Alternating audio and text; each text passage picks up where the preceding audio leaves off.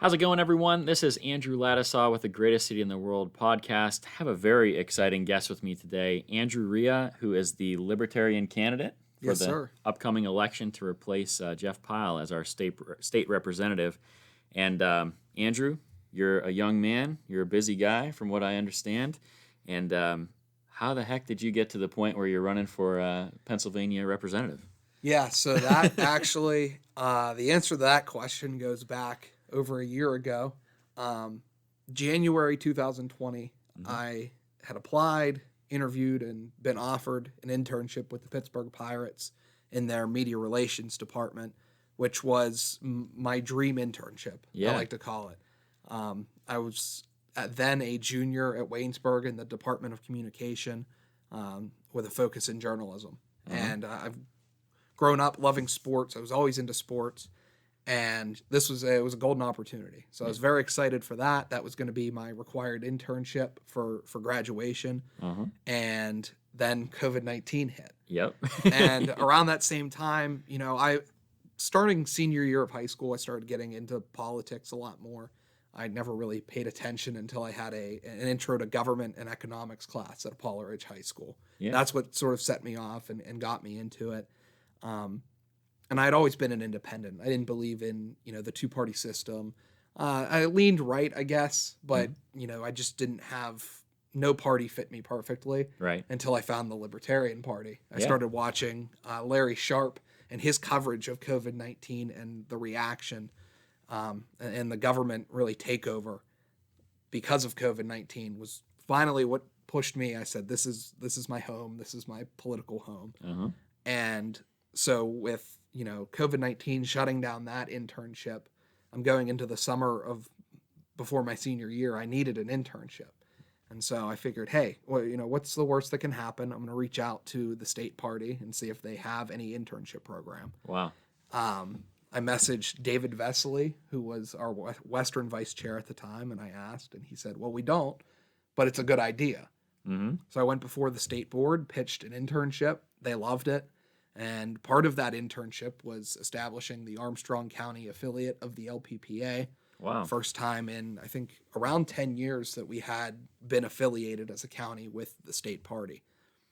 And so, since July of 2020, that's been one of my goals, is to build the local party, the local affiliate here in Armstrong. And, when Representative Pyle, unfortunately, had to resign, that was, what better way to let people know that we're starting to get active again in Armstrong County, that, we're here, than to run a campaign and put a candidate out there. And so our Western Vice Chair, Sam Robb, reached out and said, hey, if we don't have, anyone else interested, would you be willing to run? And I was like, yeah, it sounds like fun. It sounds like it's a new experience. I mean, 22 years old is a little earlier than I thought I was going to be as, a first-time candidate, but it's a once-in-a-lifetime opportunity. And so I threw my name in the hat, per se, and got the nomination. And so here I am. It's been kind of a wild ride. If you would have asked me a year ago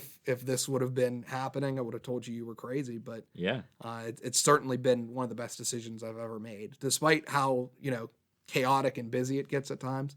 It's been a tremendous experience, and I'm looking forward to the last week of the campaign, and then hopefully a year and a half in Harrisburg. Yeah, absolutely.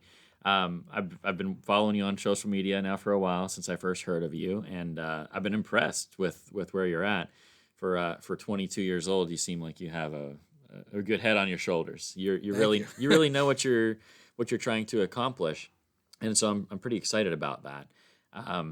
I know you said you found your home with the Libertarian Party, kind of going through COVID and watching the government overreach, those kinds of things. Why did you decide to kind of go that third party route rather than, say, try to change the Republican Party or something like that? Yeah, so one of my foundational political beliefs, going way back to my senior year of high school, so 2017, is that the two-party system doesn't work. It's dangerous to our republic. And this comes from George Washington in his farewell address, saying the two-party system, we cannot devolve into two parties. Now, Washington was a lot more fearful of political parties in general. Yeah. But I sort of lean towards, I guess, the Madison school of approach to political parties. In Federalist Paper 10, he said, liberty is to faction what air is to fire. And so to remove political parties entirely, you would have to take away the liberty of the people, freedom of association. He didn't believe in that. He thought that was wrong. So I guess the cure to that then, the cure to the two-party system is adding liberty, adding more freedom of association, and opening it up to multiple parties. I think the best way for our republic to operate in a way that controls government and almost government checking government is a multi-party system. Yeah. And, you look at the Libertarian Party and the growth over the past 4 to 6 years already. So they're the closest to breaking that two-party system, but they're also, at least for me personally, my values, they're the closest party to represent my values. Small government, they're really the party of principle, and that rings true in everything that they do and talk about. And so I think it fit me, not just my beliefs and my political ideology, but also that overhanging ideology that I've had since reading Federalist Paper 10 and hearing about Washington's view, and the two-party system. And let's get some, cooler heads in to prevail. It works. It just works a lot better if you have multiple points of view attacking one particular issue instead of two sides yelling at each other and nothing gets accomplished. Yeah, I think the environment politically right now is extraordinarily toxic. Yeah. And when I talk to someone that has some fresh ideas or is coming from a fresh perspective, it causes people to take in that information and actually begin to think again. Because it's like, I don't just look next to their name, whether it's an R or a D. I can actually hear their points of view, take in the information, and become more well-informed. And I think then we get a more well-rounded people. Part of the issue right now that I see is like we all kind of get in our own little bubble. Yeah. And we get in our own echo chamber, and then we forget like, hey, these issues are involve actual people. and politics is like supposed to be about, or at least in our representative democracy, it's supposed to be about a well-informed public making the decisions that are going to drive the country further, instead of, oh, my guy just has to beat the other guy. Yeah. You know what I mean? And so... Yeah, that's been one of the coolest parts of going to Waynesburg. A lot of people, especially in rural communities, they see universities as, the typical safe space. Yeah. Where college students, their worldview is just fed. And like you said, those echo chambers of exposure. Yeah. Where you're not getting other perspectives. Waynesburg's like the complete opposite. I had friends that were, staunch Republicans. One of my best friends in college is a socialist, like right. Leftist socialist, far left, and we talked politics every day. Yep. And it never ended in, one of us storming off or getting mad. It was always civil, and, that's how you find common ground with people. I look at Justin Amash, who just last week had AOC in to talk to his students at, I believe, the University of Chicago, about how libertarianism and progressivism, how they can work together to accomplish specific goals. Mm-hmm. And, you're talking about decentralization, you're talking about ending corporate welfare, stuff like that.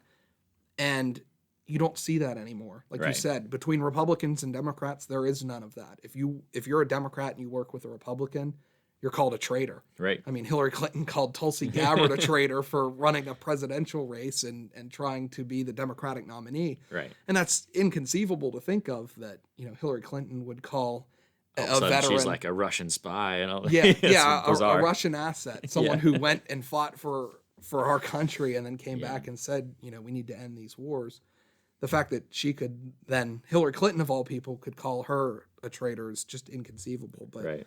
Yeah, it's a very toxic community between the two parties, and when you open it up to other ideas, I think that it's a lot more, respectable, and a lot more gets accomplished. Absolutely. So, speaking of ideas, let's talk about that. So you're obviously you're running for a reason. Yes. You're not running, I'm assuming, just to make sure there's an L in libertarian person in Harrisburg. You probably want to try to get some things done while you're there.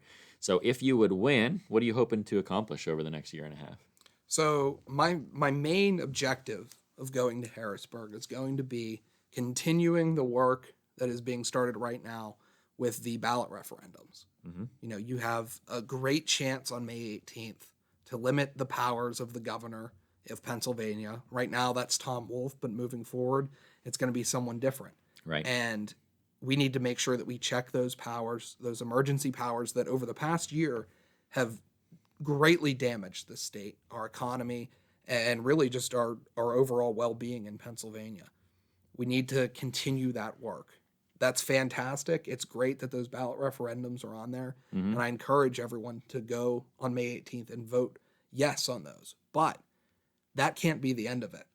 You know, we have a lot of work to do in reducing the power of the governor and also the state legislature. You know, we have a powerful state legislature right now that has been overrun by a tyrannical governor. Yeah. But once we continue one by one, pick away those powers of the governor, then, you know, we need a responsible legislature to look at themselves and say, okay, well, now we have more power than the governor.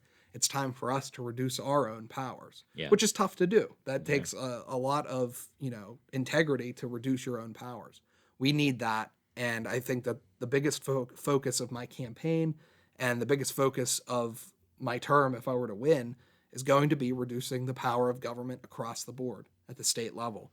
We just have too much going on, whether it's the COVID shutdowns, whether it's the ridiculous spending. You know, the state pulled in $34 billion this year, and the budget is $36 billion. Yeah. How do you bring in $34 billion and you're still spending more than you're bringing in? Yeah, it's bizarre, man. The spending is just out of control, and there's no signs of stopping it right now with the two parties. And so that's one of my main goals is to, you know, not know one person. That's why on the campaign trail I've been saying, I can't promise you better roads. I can't promise you, you know, things immediately that are going to make your life 100 times better. Right. No politician can promise you that, and those that do are flat out lying. They're lying to you. Yeah. You know, I'm promising that I'm going to do my part as one member of the legislature to stop big government and stop our state government from expanding. Yeah. And then hopefully, you know, the main message of my campaign is that this area specifically needs to send a very bold message to Harrisburg. You know, we can no longer afford to just say, you know, we're going to go with the status quo. Yeah. We need to send a very strong message to Harrisburg that we disapprove of what's gone on over the past year, and we disapprove of them continuing to grow government. Yeah. What stronger message can be sent than sending a 22-year-old libertarian to the state legislature and saying, here you go, we're done with this. And, you know, that's my main goal, is to deliver that strong message. And I said this, I was at a Second Amendment rally up in Island, Indiana County over the weekend. And I said this, you know, they're going to laugh at me probably. If I win, I go in and I'm the 22-year-old libertarian and I say stuff like, hey, we need to reduce our own pay. Yeah. We need to reduce our own power. They're probably going to laugh at me. But that's the problem, is we have to be done compromising.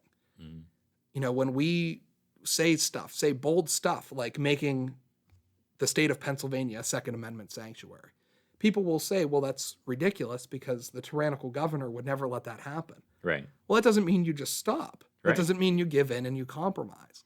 I'm going to keep bringing this stuff up and keep being in the ears of my peers in the state legislature and saying, hey, we need to accomplish this. Yeah. And, you know, that might get me laughed at for a little bit, but that's not going to stop me. I'm going to keep pressing the issue. And eventually, you know, if I win, that shows the rest of the state that libertarians can win. We have 3 other fantastic libertarian candidates across the state in this special election. Hopefully we can send a few of us and we can have our own little libertarian caucus in the legislature. But the more that we win and the more that we show that libertarians can actively participate in a governing role and can be effective at the state level, then more and more will continue to win. And those issues that they're laughing at us for pushing right now, those bold issues, will soon become policy. Yeah. Well, and I'm not, when I look at you, and don't take this the wrong way, I think of like an AOC on the other side, okay? Yeah. When she won, it was like, it felt like this joke, right? She's this bartender from New York, and here she comes. But she was young, she was charismatic, and she was savvy with marketing. And all of a sudden, even though I'm not sure if I can think of a single issue that I agree with her on wholeheartedly. No. But at the same time, when I look at her, I'm like, it's pretty impressive that someone like that has now basically become this kind of swing person in the legislature of the United States. And if you had someone like you who's young, charismatic, and marketing savvy and can get in there and use the loud megaphone that they've been given to kind of try to affect some change, there is a real opportunity for the people of Armstrong County to step up and say, hey, we want Andrew to be our guy, and we want to see if he can be this megaphone for us and have that same kind of power swing in the state legislature that we're seeing on the national level, but in the other direction. Yeah, exactly. And like you said, this area, of all areas, I mean, Armstrong County and then the parts of Butler and Indiana that are in this district, incredibly ready for liberty. I talk to people, on the campaign trail, and everyone says, I love these ideas. I love the message that you're sending. Like, this is a very bold area in favor of individual liberty, in favor of smaller government. And I think it's time that, our representative reflect that bold message and say, no, we're not going to put up with this anymore. Even if I'm going to be the only one saying this stuff, we're not going to put up with it anymore. And then everyone else, all the other representatives, Governor Wolf, they'll all know that District 60 is done. And at the very least, we can be that one district that's saying, no, we're done with it. And hopefully others then will follow suit. Typically, it takes one person to sort of stand up to authority before, the rest sort of can see, hey, it is okay to do this. It's okay to vote Libertarian. It's okay to say no more. And hopefully I can be that voice. It's an interesting pitch, man. And I'm really curious to see how it goes. As of today, we're 1 week away. Yes, sir. From the election. So hopefully, if you're watching this, it'll be like Wednesday or Thursday, and you'll have some time to get a hold of Andrew. We have a few local issues here that I talk about a lot on this channel, and so I thought maybe the viewers would be interested to hear your take on it. We're working on 4 big problems here locally. Number 1, addiction and overdose deaths right now are through the roof. 2021, we are on pace to break the all-time record in Armstrong County, which is heartbreaking. Yeah. We are always racking our brains for how to solve problems like that on the macro level. I know there's a lot of talk in Harrisburg in the United States of what that looks like.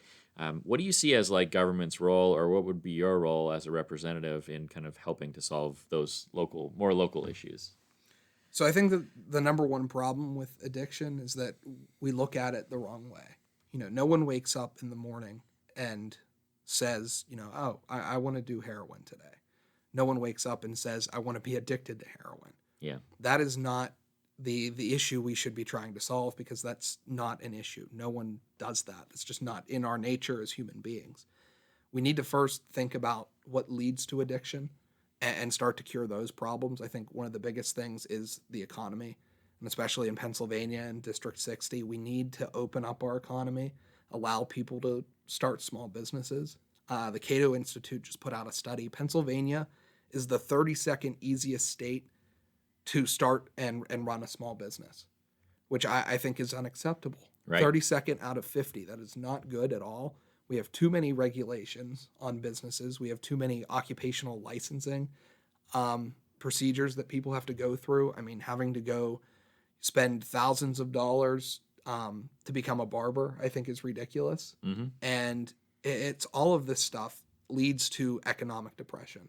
So I think we need to eliminate that immediately, cut a lot of this red tape, and allow people to say, hey, I have $2,000-$3,000 in the bank, and this is my passion. This is what I want to do.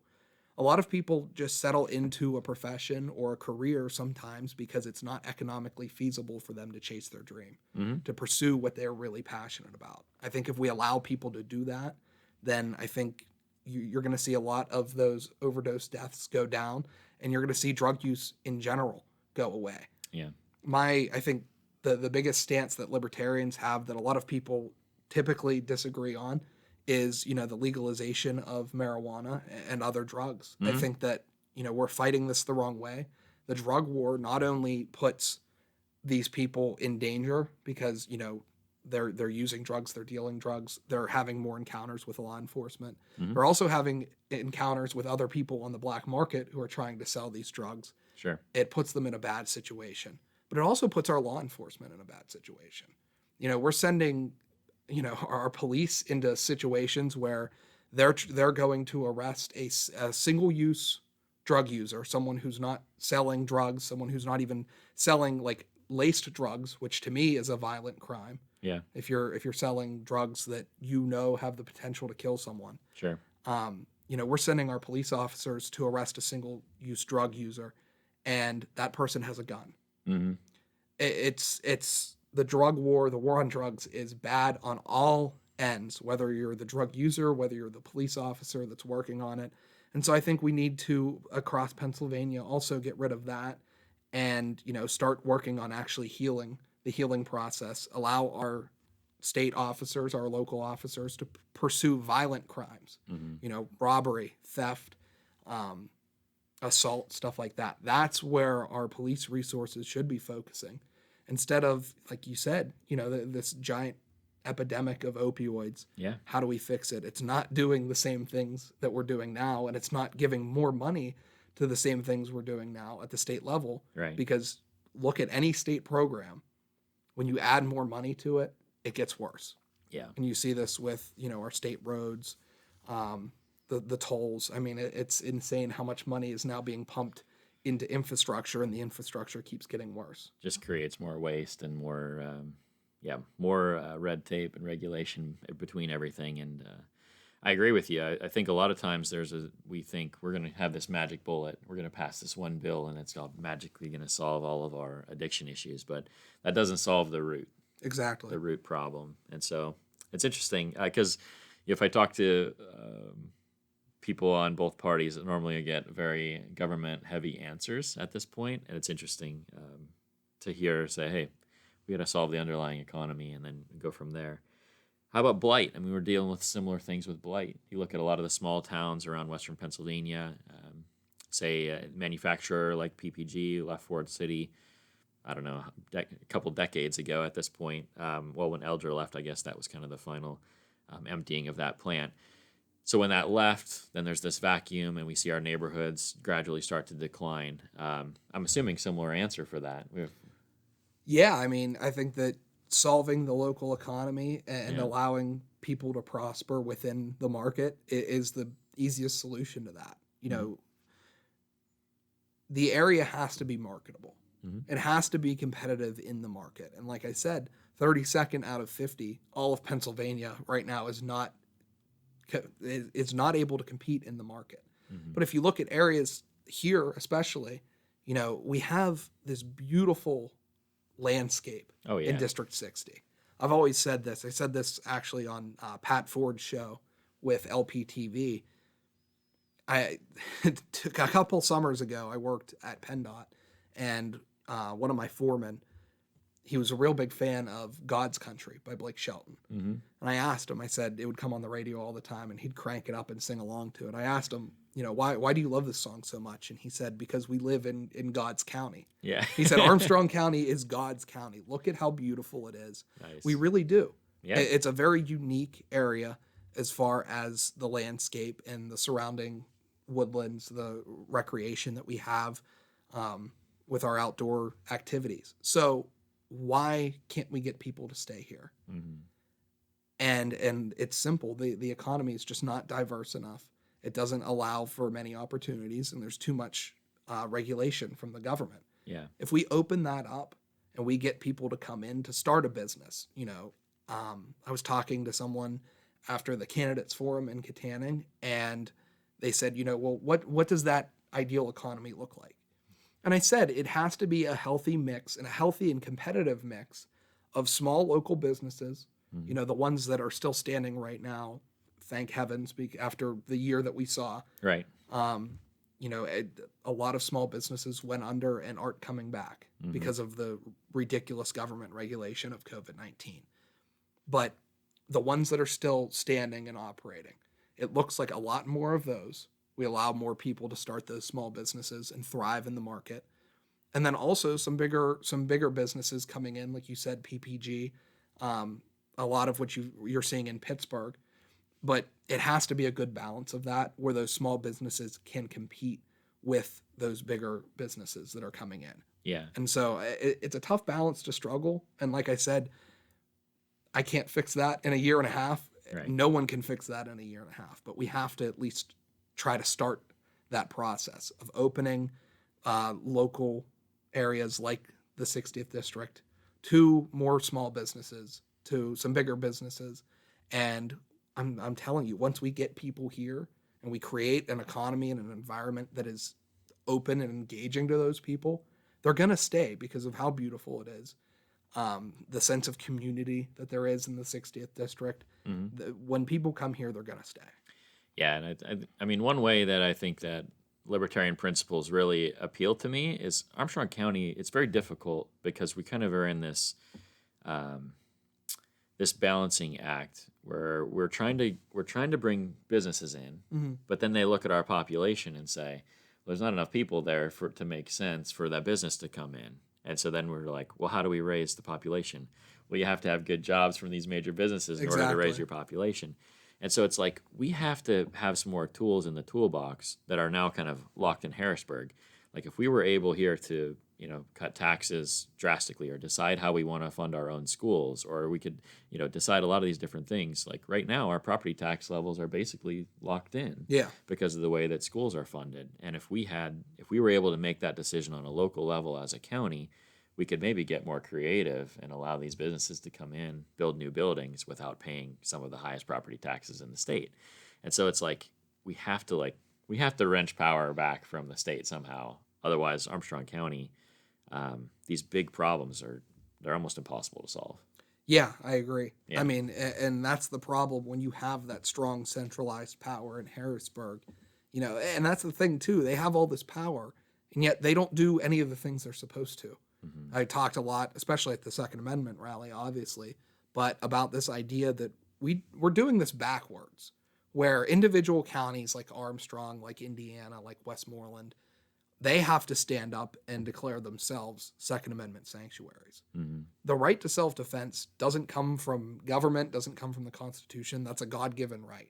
Amen. That right should be protected first at the federal level, where the Second Amendment is literally in our founding document. Yeah. But they've given up on that. And so at the very least, it should be at the Pennsylvania state level, you would think. But even our state legislature is starting to compromise on guns. Right.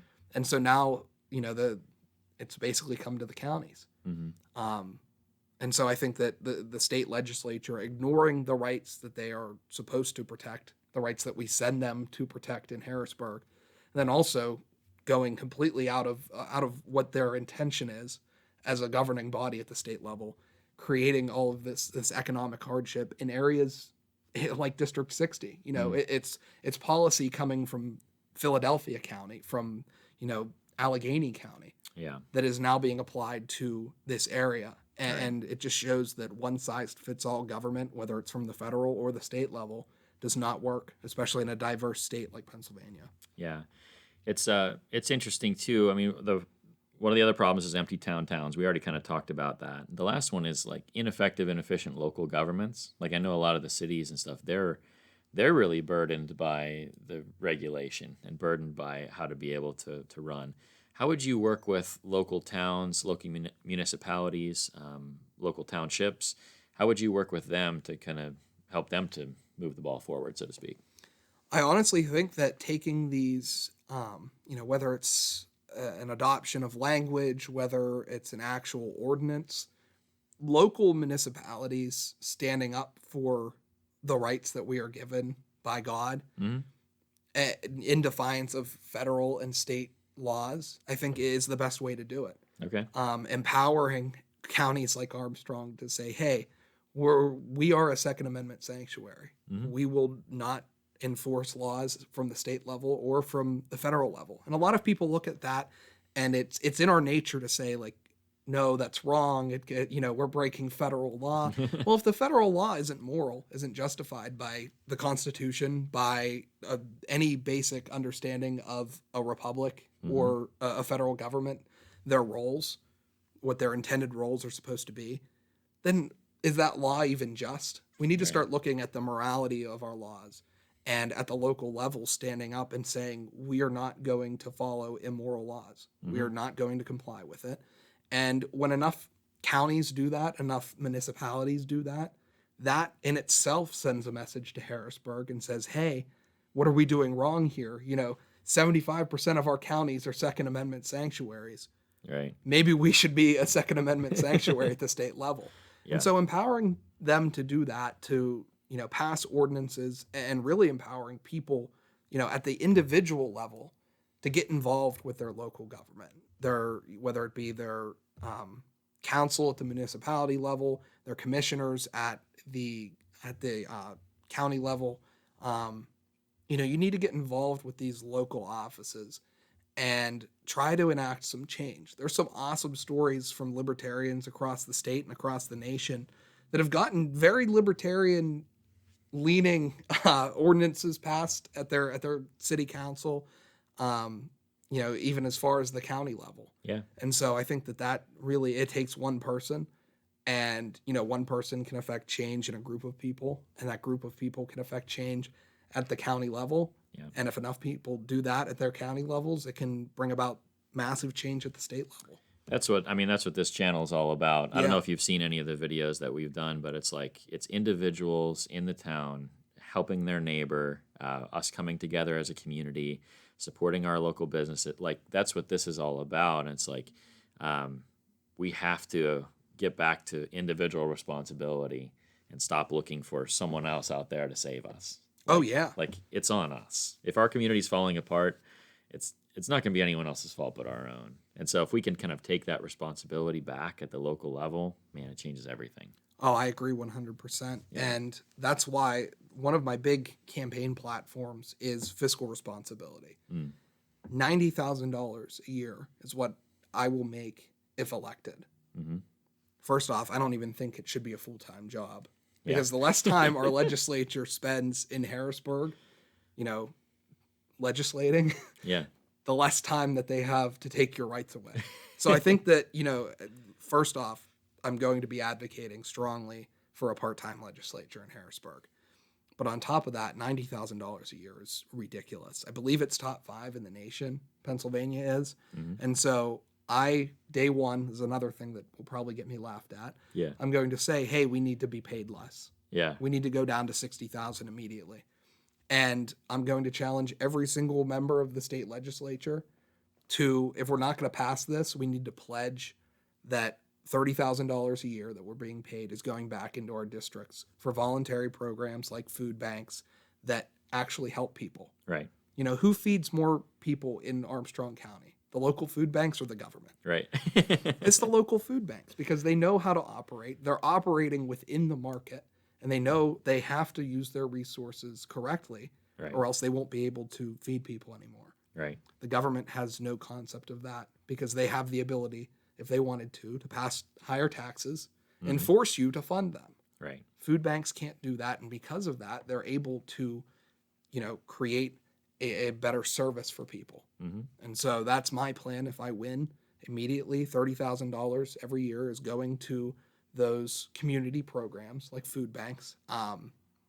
There's a really good idea within the Libertarian Party right now for community gardens, which is another way to feed people in the local communities. We need to start investing the money that we're sending to Harrisburg in our own communities and actually doing our part, like you said.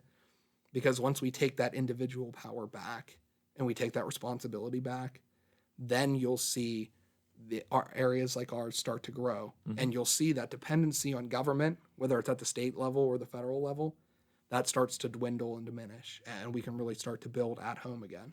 Yeah. Yeah, I agree with the ideals. And so you have a really tough road to hoe here. You got a tricky path forward. You're facing Abby Major, who worked in Jeff Powell's office for a long, long time. She's kind of a mainstay in his office. She's pretty well known around here. You have Frank Prezenica, who is running from the southern part of the county. So both of those people on both sides are going to say, if I don't vote for my guy or if I don't vote for my girl, then the other side's going to win. and so I can't vote for you. Take a couple minutes, make your pitch to the people of Armstrong County. Why should they vote for you? Why should they vote for a third option? So you mentioned the fear tactic, right? Yeah. If I'm a Republican and I don't vote for the Republican, then the Democrat's going to win. Right. If I'm a Democrat and I don't vote for the Democrat, then the Republican's going to win. Yeah. First off, look at what fear has done to our state and to our nation over the past year and a half. The mass amounts of government control that we've seen in the past year, the mass amounts of toxicity in our political discourse over the past year, and it's all born out of fear. We need to stop being fearful of tomorrow, of the other side. The thing that we need to fear the most is big government, an expansive government that overspends, that overregulates, and passes laws that basically tell you how to run your life. The main message of my campaign is that we need to send a very bold message. That can't be done out of fear. That requires you to stand up and to show up on May 18th and vote out of confidence, out of almost defiance of what we're seeing right now, and vote for me. That is the main message of my campaign, because we can't accomplish anything when we're fearful. We can't reach across the aisle and get stuff done with the other side if we're fearful. I'm a libertarian. I'm not adherent to Republican ideology or Democratic ideology, which there really is no ideology anymore behind those two parties. I'm a libertarian. I'm from the party of principle. And so what I can do for you in Harrisburg is work with Republicans and Democrats. We're working on limiting the power of Governor Tom Wolf. Not a lot of Democrats are going to work with me on that. I'm going to try, though. I'll reach out and I'll try to work with them. A lot of Republicans are probably going to help me on that journey. When you're talking about stuff like legalization of marijuana, that's going to be a lot of Democrats working with me. Mm-hmm. And so I can go to Harrisburg and work with both sides, but I'm not adherent to both sides. I don't have to vote with them if I disagree with what they're doing. And so that's my main message is, if you're a Republican that is tired of seeing increased taxes, tired of seeing overregulation, tired of seeing the past year and a half, then I need you to vote for me. Not out of fear, that if you don't vote for me, someone else is going to win, but out of confidence, out of bold protest to big government. If you're a Democrat and, you're tired of overregulation, too many laws, not enough value on individual freedom, then I ask that you vote for me, not in fear that, someone else is going to win, but because you are tired of what you're seeing in our state and you want to send a message. And that's really my ultimate goal, is if we can send a 22-year-old libertarian to Harrisburg, everyone is going to wake up statewide on May 19th and ask what happened. And I will be there to deliver that message as soon as possible in Harrisburg to say, here's what happened. Your big government, your expansion of government, your lack of respect and empathy for the people of this state has pushed the 60th district, Armstrong, Indiana, and Butler County. It has pushed them to the edge, and they're tired of it. And we need to start turning things around right now, because if we don't, look at New York, look at California. That's where we're about to be as a state in 10 years. If we do not stop the spending, if we don't stop the overregulation, if we just let people live their lives as they see fit, unless they're harming someone else's life, liberty, or property, there's no reason you shouldn't be able to do what you want to do with your life. And I truly believe that you know best how to run your life. The government doesn't know how to do that. You do. And if we can send that message, then I think we can get a lot more people to pay attention to that message, to fight for that message as well. And hopefully over the next 10 years, instead of becoming New York or California, we as a state can open up, allow you to live your life freer, allow more people to come in, be more marketable, and create a better Pennsylvania. It's good stuff. I really appreciate you doing this venue. It takes a lot of guts just to run a campaign like that, and then to come on here and make your pitch to the people.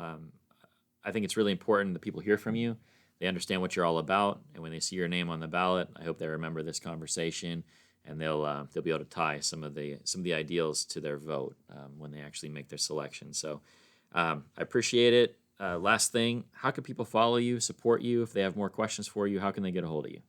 Yeah, so thank you. I really appreciate this opportunity. It's fantastic. Yeah. Any way that I can speak to the constituents, I think it's fantastic. And please, if you're watching this, get a hold of me. You can follow me on social media, Twitter, Facebook, and Instagram at AMH4Liberty.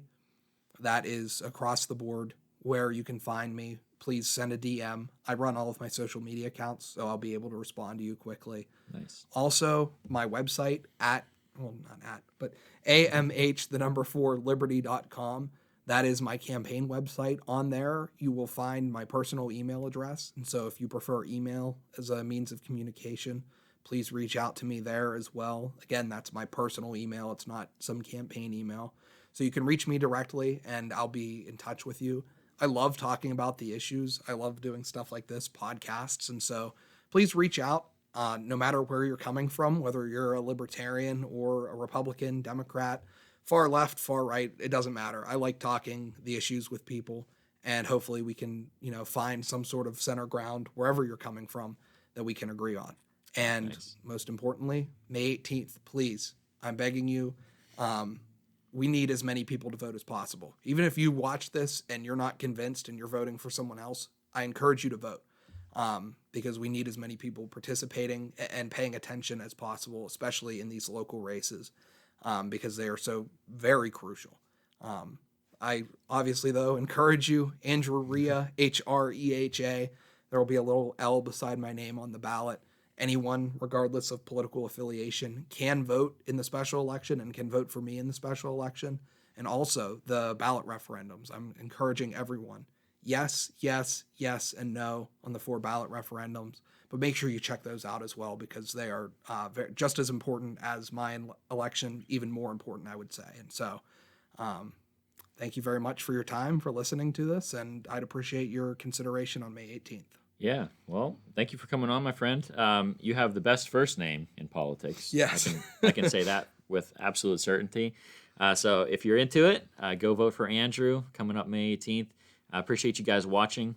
If you're checking this out and you have other people that you know need to be more politically informed and you heard some ideas here that you'd like to spread around, just encourage you to share this video. Let's get it to as many people as possible, and let's have a well-informed electorate for this coming election.